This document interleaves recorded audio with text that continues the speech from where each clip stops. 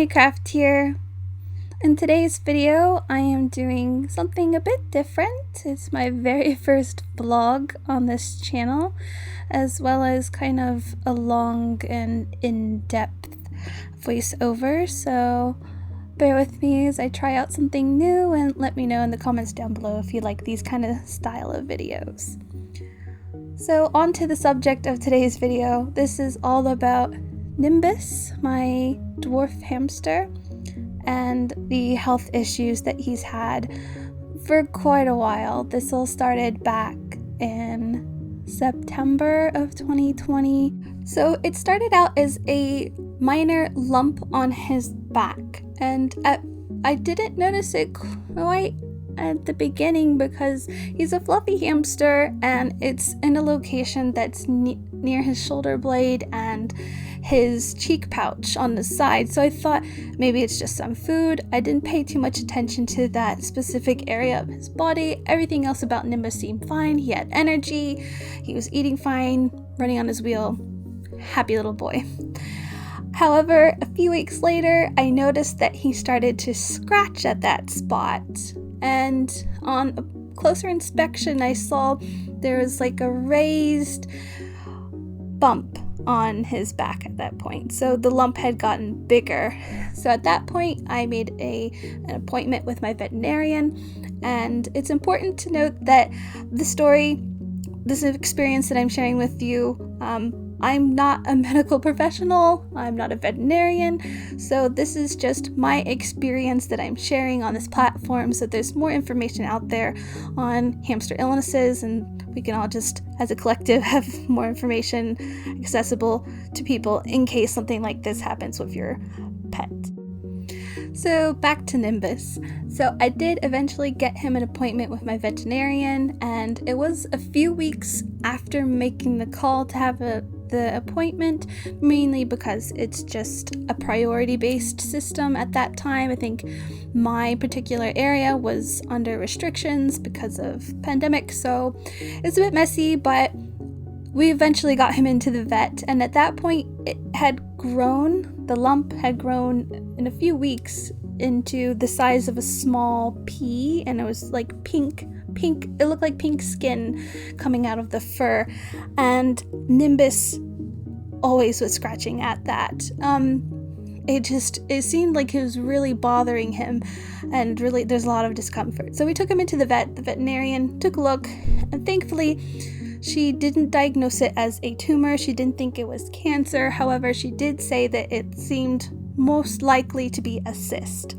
And cysts are basically like these sac, fluid-filled growths that you can get, and other pets can get these as well as humans as well. It's commonly known as a sebaceous cyst. And so that's what she diagnosed him with, and the best course of action with cysts is that you drain them so that you don't have that risk of them bursting and there being an infection. Now, it's important to note, in order to get a cyst drained, or in worst case scenario removed, you are going to have to put your hamster under anesthesia. Now, this is considered high risk because with hamsters, they are sensitive, and when it comes to putting them under anesthesia, there can be complications, or they may not survive the anesthesia process.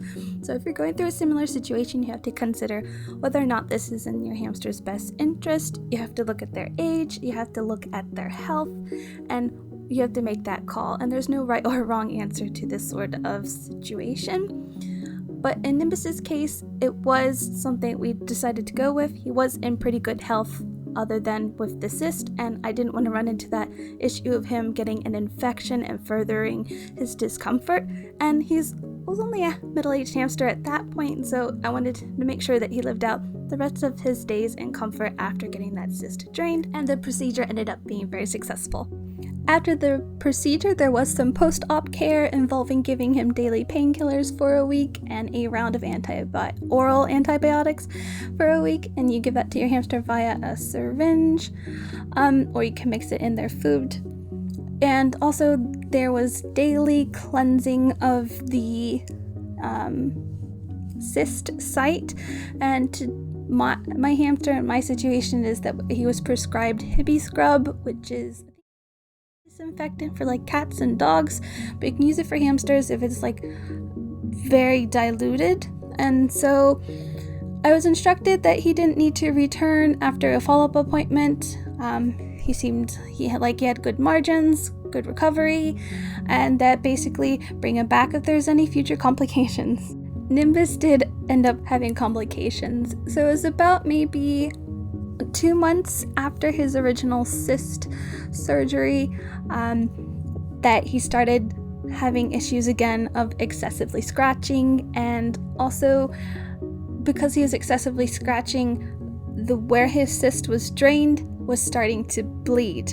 And so I would do daily cleansing and there would be fresh blood, and that posed concern.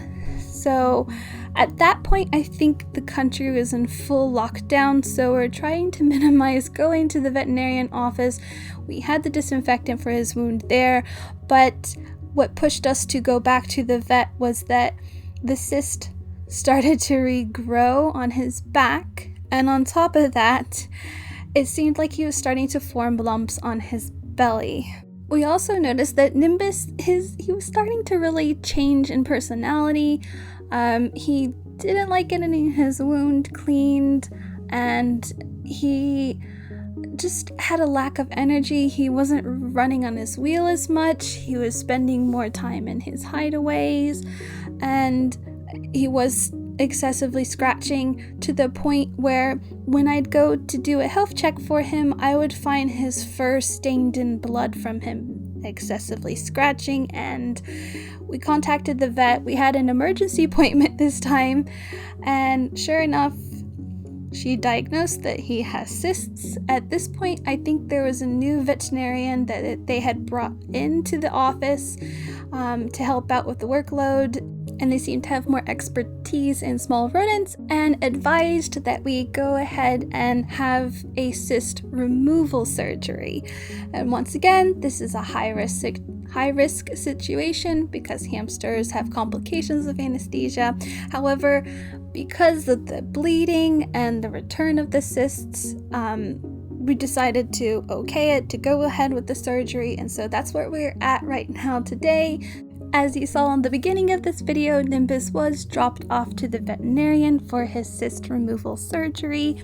At the time of this video being recorded, it's been about 2.5 months that I'm now doing this voiceover. I've just been swamped with work with my house. I'm renovating at the moment, so I can't dedicate as much time as I would like to this channel. But right now, as you can see, I am setting up a hospital bin cage. I am not putting Nimbus back in his other cage, mainly because I want him to be closer to me and bringing him up into my home office that I've just finished renovating, and I have space for a hospital bin cage there where I can monitor him and his recovery.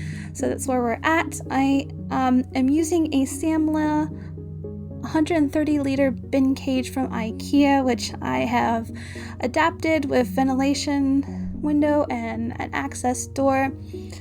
And as you can see in this video, I'm trying to keep the layout the same in his bin cage, his hospital bin cage, as his original enclosure, mainly because with hamsters, if you're giving them a new environment, changing enclosures, you want to keep the same setup so it's less stressful for them, as well as include as much of their previous bedding as you can from their old cage. As I do with all of my cage cleanouts on this channel, I do end up collecting bags of their previous enclosure or setups, clean bedding, and by clean I mean bedding that doesn't have stale herbs or stale food, bedding that doesn't have too many poops or heavy amounts of pee, any bedding that is damp from getting wet from their water bottle, any sort of bedding that might have fresh fruit or vegetables that may have molded. All of that I don't keep. Everything else is perfectly usable and safe to use in their cage, and a little bit of pee and poop is fine for giving that bedding that scent that it's still their territory. And also I do keep the nesting material that they've made in their nesting boxes. They most commonly nest in their DIY nesting boxes I make for them. Usually they sleep on one side and pee on the other, so I tend to put some of their nesting material on one side of the box, maybe mix in some of the more pea scented bedding in there. I also will spread around just the whole entire top level of a cage with their previous old bedding, as I have done here with Nimbus's cage, and I also included the whole entire bottom level of this cage is brand new fresh bedding with a deeper depth than what he had before, so that when he's feeling better he can burrow. I also included in here some of the hideaways that were familiar in his previous enclosure that have his scent. I included the popsicle stick platform in there that I had made for him almost a year ago that I used in previous setup, so that has his scent. And I also created a DIY ramp that is made out of cardboard on one side, and then I have a thin layer of cork mat that I got from IKEA glued on top, and that's just to create a nice soft grippable ramp that he can use if he wants to go up and explore, because he does have an incision with stitches underneath his belly, so I didn't want things to sort of rub and aggravate that site while it heals. I'm also making sure that I'm trying to keep as much of the depth of the cage the same all across, so that he doesn't have to climb up too much in certain areas, or if there is a gentle incline. I'm also making sure that all of the food and water sources are on the lower part of the cage closest to his nesting box, so that if he's feeling hungry he can just step out and he wouldn't have to travel very far for food. I also make sure that I included baby food in his cage before he came home. I usually give them baby food as a treat, but I decided to give him the Cow and Gates chicken Sunday lunch flavor baby food. That's one of his most favorite ones, and because coming out of surgery he might be dehydrated and kind of lethargic, it's good to have that baby food that'll have good nutrition and hydration in it for later on when he feels a bit more into hunting and finding food and foraging. And now we have Nimbus back from surgery. It was a success, and when I brought Nimbus home, he was still a bit lethargic and asleep in his carrier when we brought him back, and I made sure to gently wake him up and then have him crawl into a tube, making sure that I didn't handle him when I put him back into the cage.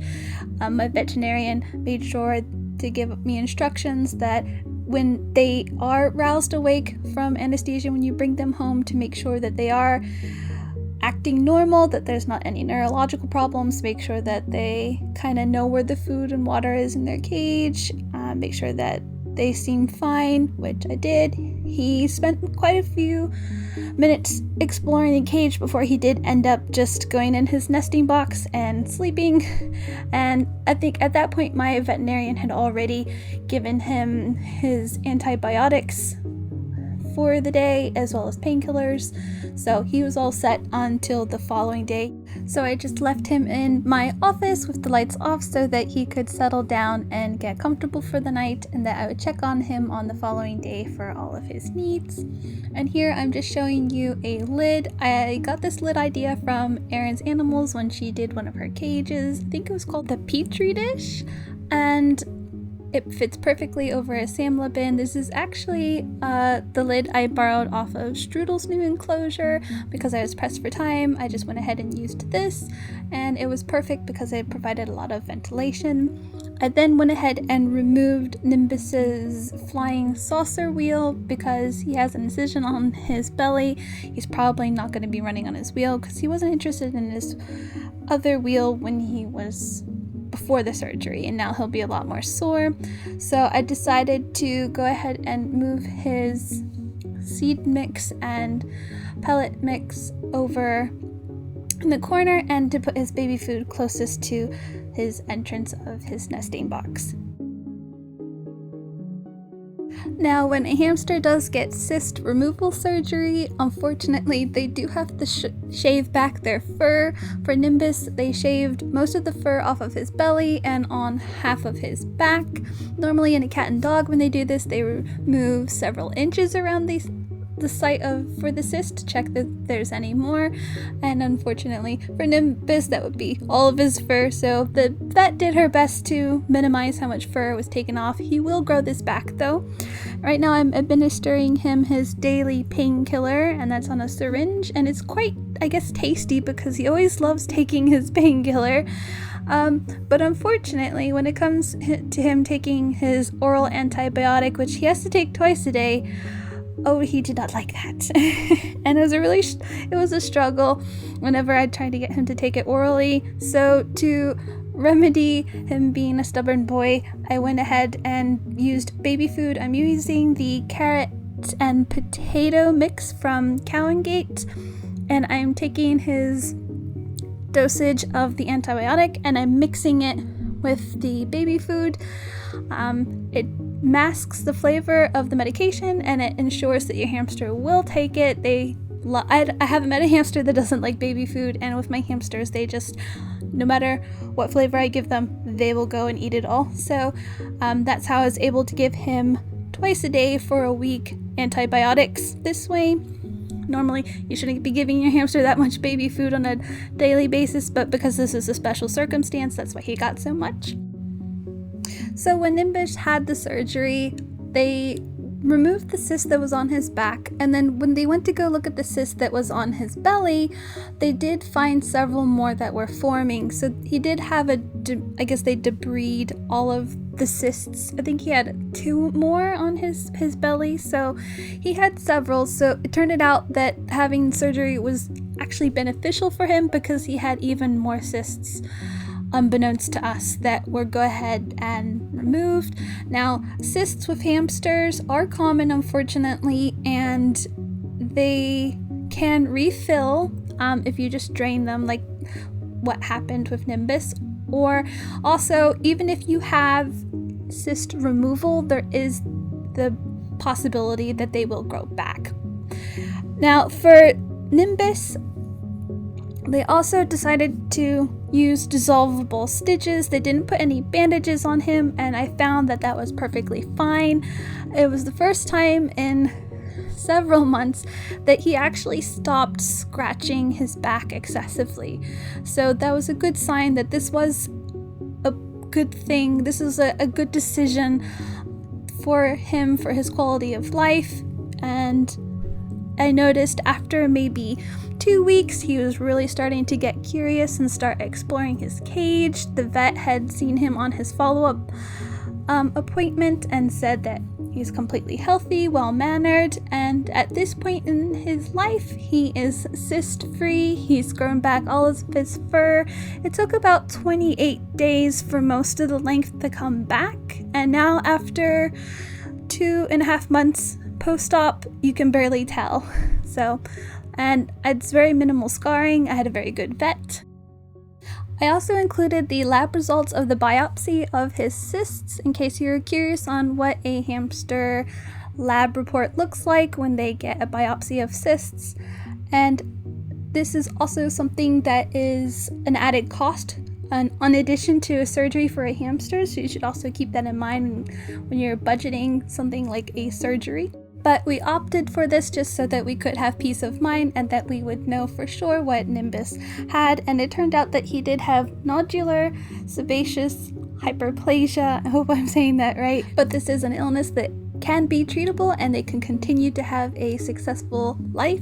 Another thing that I want to mention is that surgeries for hamsters are not cheap. If you don't have a vet fund, you should really invest in one, because something like a cyst drain surgery can cost upwards of £200, and in Nimbus's case, for his lab and his cyst removal surgery, we had to pay in excess of £450. And you'll also have an additional cost of medications as well. I'm also including images of Nimbus's journey for his fur regrowth in case you're interested on how long it takes and what it looks like. And thank you so much for listening to my TED Talk today.